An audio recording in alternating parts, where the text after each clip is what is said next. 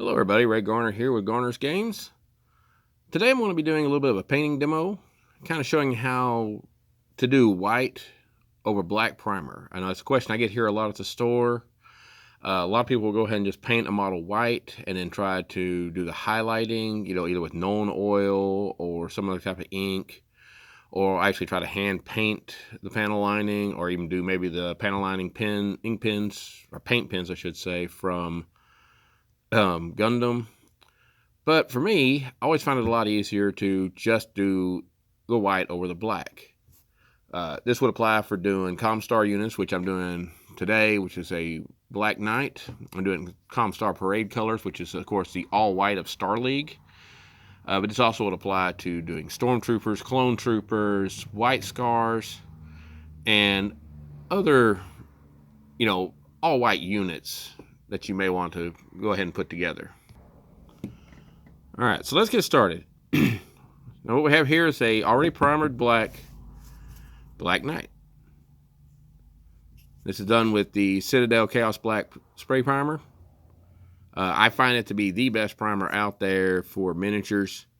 Some of the Tamiya stuff is better on the large vehicles, but on any type of small unit, the Citadel primer is just way better than pretty much everything else out there.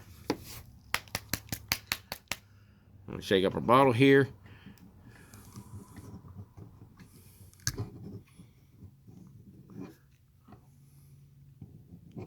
Mechanicum Standard Gray. The reason why is because if you try to go over white, or you try to go white just over a black, it won't work. But, forgive me here, I'm a little bit not used to doing this with a camera set up in the way. So I'm kind of having to look around things to get this done. Plus I'm hitting the recording unit while I'm doing it, so that makes it a little more challenging. You see I get most of the paint off the brush so that I can try to dry brush around. Now what you want to do is you want to go across the panel lines. You don't want to go with the panel lines. And since we're doing the whole mech, we're going to need total coverage of almost everywhere that's a flat surface.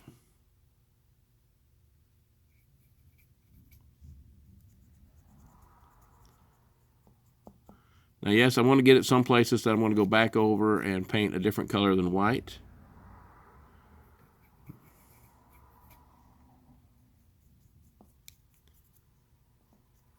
But I don't want to go so thick that I lose my panel line highlights. And that's the reason why we're doing things on a much more simple, straightforward scale here.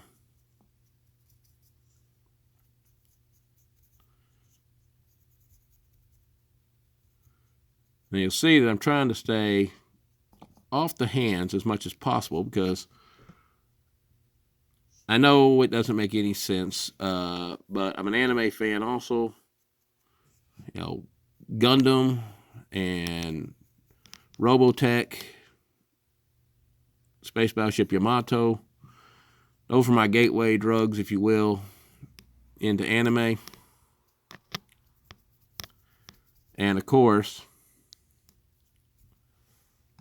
Robotech is what literally was the gateway drug for Battletech. And that's the reason why we had the hidden units that are now come back. There's the lawsuit that lasted for, gosh, it must have been close to 30 years. I'd have to actually look that up to make sure, but 20 plus.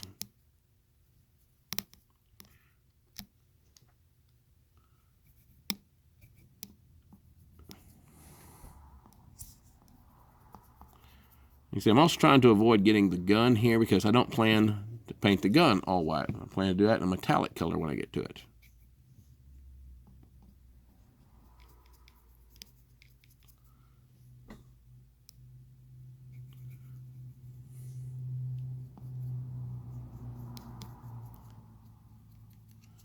Now, you may be wondering why I'm doing a gray over that. It's because you can do black primer and then do a white over it, but it'll take you approximately 5 to 6 layers of white,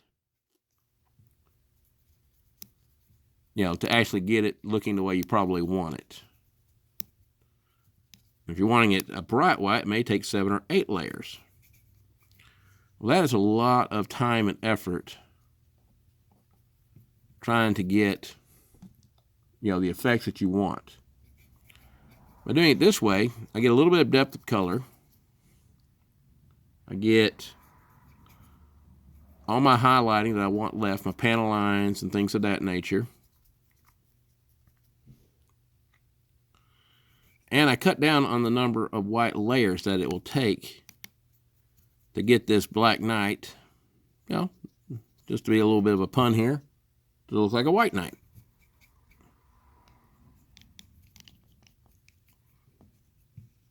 We're almost done here with our initial gray coat.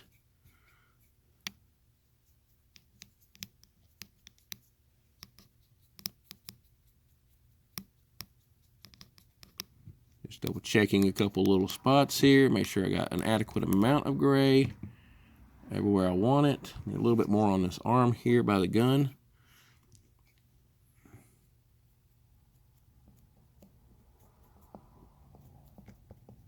And up here on this shoulder. There you go. So the gray is now done.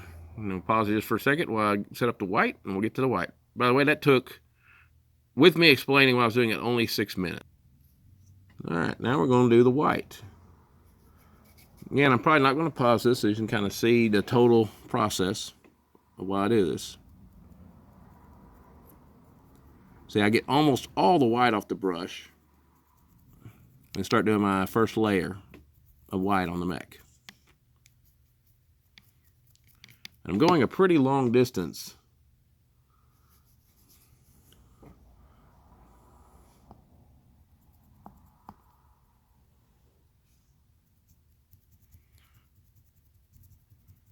And this is just a variation off the dry brushing that a lot of people do.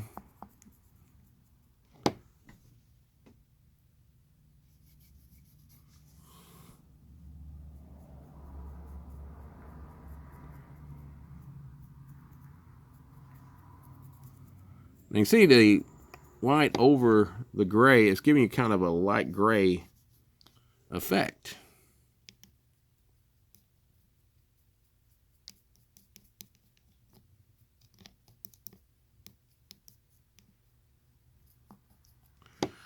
But of course, we're going to go back over with another layer as we're doing this.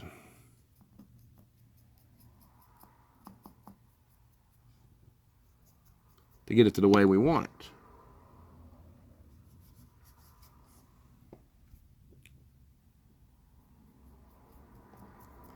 I'm already kind of doing some of my second layering on the chest here.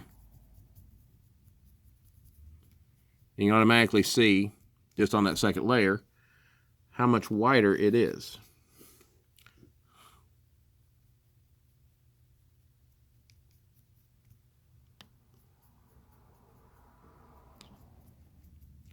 Now, I'm not worried about getting, even though I don't plan for that gun to be white, I'm not worrying about a little bit of white on that gun. Because once I get this layering done, I'm going to go back and re-black over all the barrels that are on this mech. Now we go back, before I go back and do my metallics. Now, I'm not trying to necessarily get every bit of the gray covered up, because what I'm wanting to also to have is a little bit of a weathered effect. So where it looks like, from afar, that there's some chips, there's some scratches, there's some wear and tear on this parade color. So that even though I'm doing a parade paint scheme, maybe this was more of a spot inspection, more of a been out there in use style look. So it's not 100% clean.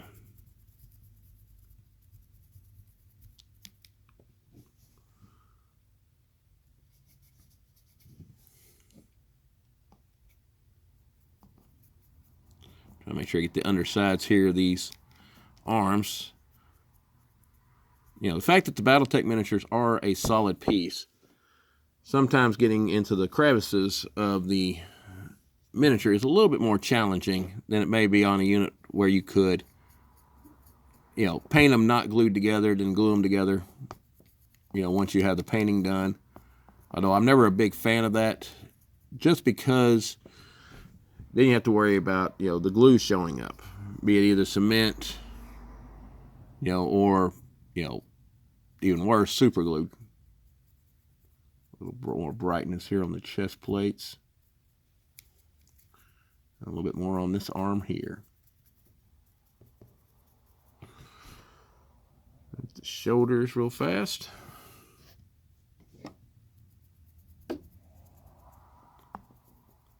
Like I said, I almost messed up there and started going with the panel lining on the head, and I don't want to do that.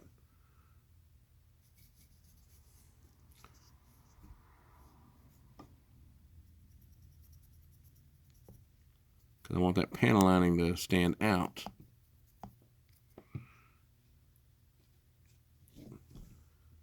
You know, as I get into the detailing out of the unit.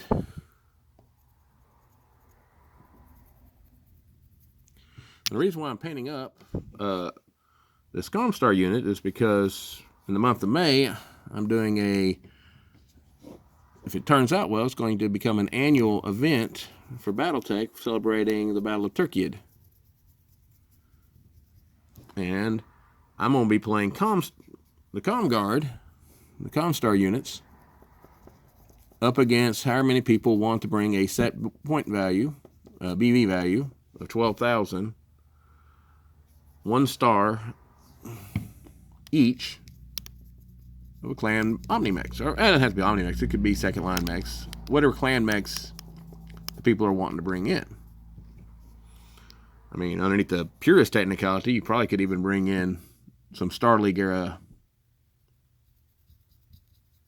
battle mechs that were left over in the second line units. But I don't think that would be real true to, you know, the clan's mantra of, you know, the best of the best. And they definitely don't consider the second line the best of the best. Those were your free birth and your warriors who aged out of clan society, basically, you know, get sent. It's kind of their idea of retirement. You know, if you don't manage to get killed because you're a really good warrior, eventually you get reassigned to a second line unit because they consider you too old to hang. Which, historically speaking, that doesn't always pan out. A lot of times the old cagey veterans are a little bit more than the young whippersnappers can handle.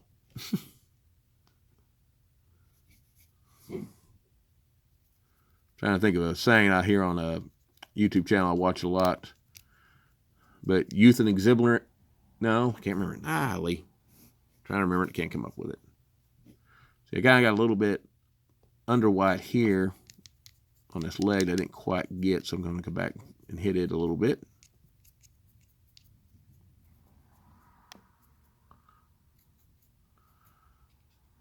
All right. You just kill off just a little bit more of the brush lines. You can kill off brush lines if you start getting them by going back and forth opposite directions. Go, you know, north and south, east and west. And that'll get you there, and that'll kill off most of your panel lines, or most of your brush lines that may show up while you're doing this style. All right, so there's the white. Now I'm going to do a re-blacking real quick, and I'll be back to do out the details. Alrighty, I got the re-blackening done. Now you need a lot of contrasting, in my opinion, to really make white work. Let's see, I'm going to take this away where I can see me doing the cockpit. Can't quite do that while looking around the recording device that I've set up. Alright. That's doing the blue. Whoop, a little too close there. With my small line. Yeah, can't speak now. This is my small layer brush that I use to get the cockpit painted. This is a really light blue. I always try to use a light blue for most of my cockpits. Now, the main next color I'm going to be doing is metallic over the vast majority over what I re-blackened. Now, usually I use lead belcher.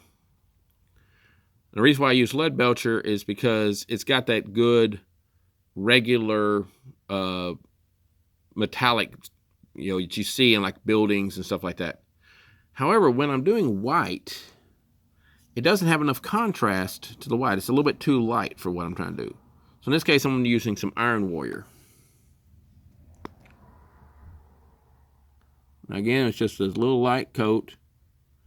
One of the things I haven't said as I was doing the white, and I probably should have said this earlier, that I always tell people, make sure you take everything off your brush that you need, because it's way easier to go back and add more paint than it ever is to take off paint.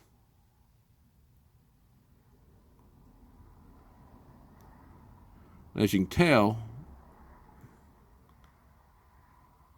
this Iron Warrior, it's giving that metallic look, but it's such a dark color.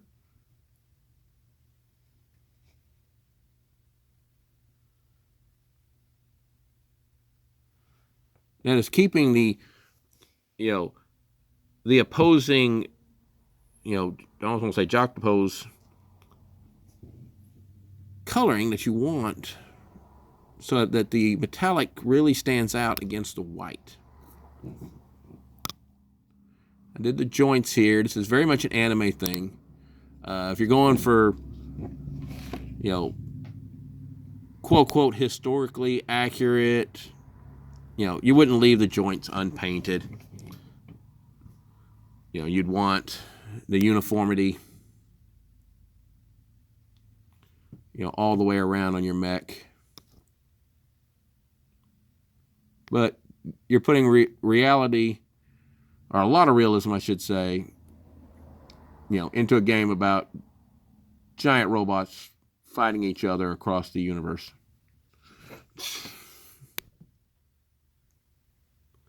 So let's not go too overboard in our realism.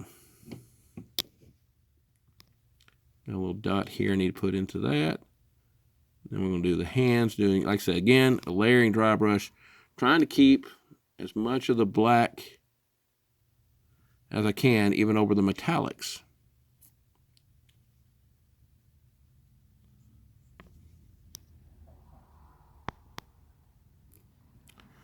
As we go here.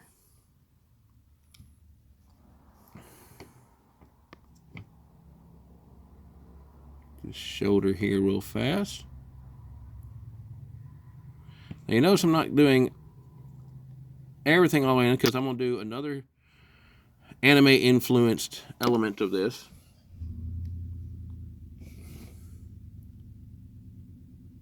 I'm going to do a bright metallic for some of the stuff that's not part of the barrels.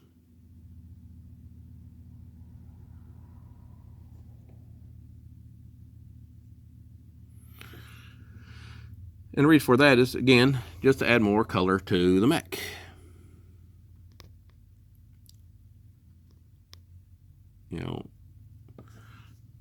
When you're looking out across the battlefield, I want you to be able to see my units. And I just dabbed a little bit of metallic onto the white. Now, I'm not going to freak out about that. I know some people will be like, oh man, you just messed everything up. That is not a hard fix right there. As you can see where I got it right there. That's just a little bit clean up, a little touch up, and we get that fixed. I've seen people who will trip out about it, they'll get upset about it, mad at themselves over it. Why? That is a 2-minute fix. So if you get out of the lines, this is not paint by numbers. You just do it real quick, go back over it with either some white or you go with some gray.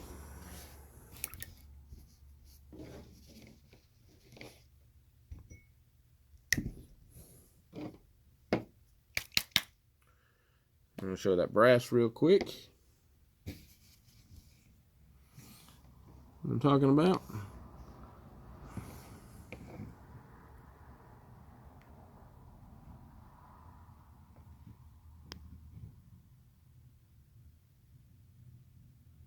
Again, this isn't necessarily about it making,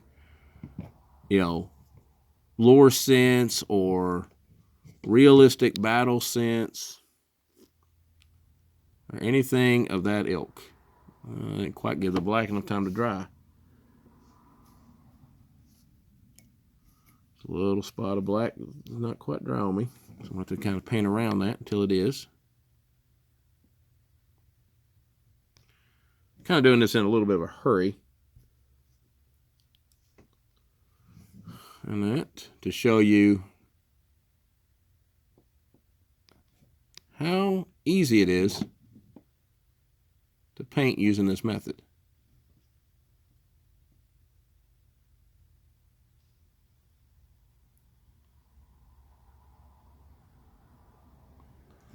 Oh, not giving you a very good show there, just showing you the base of the mech. Okay, I'm going to do this here to get some of that black off of there. I'll have to do that in the touch-up step. Alright, I'll be back after the touch-up step. But you can kind of see, before I do that, you can kind of see, got a lot of coloring contrast here.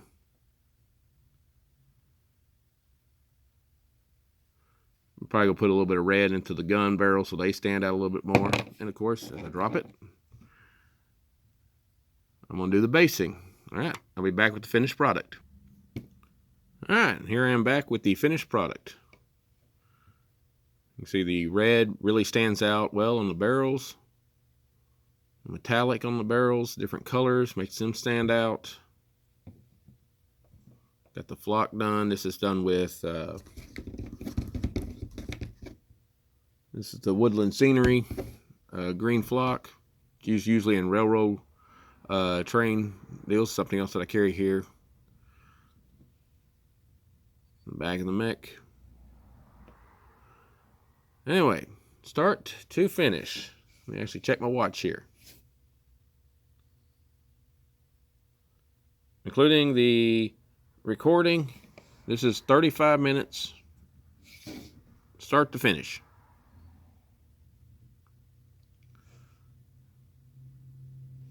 That effectively means in probably a little over 2 hours, I can do an entire lance. The only thing I will probably add is I will probably add some transfers that I have for the Comstar. Probably right there in that center chest plate. Right there. Anyway, tell me what you think. Do you think this is a good method? Do you think if I did a good job? Like, share, and subscribe. And see you next time.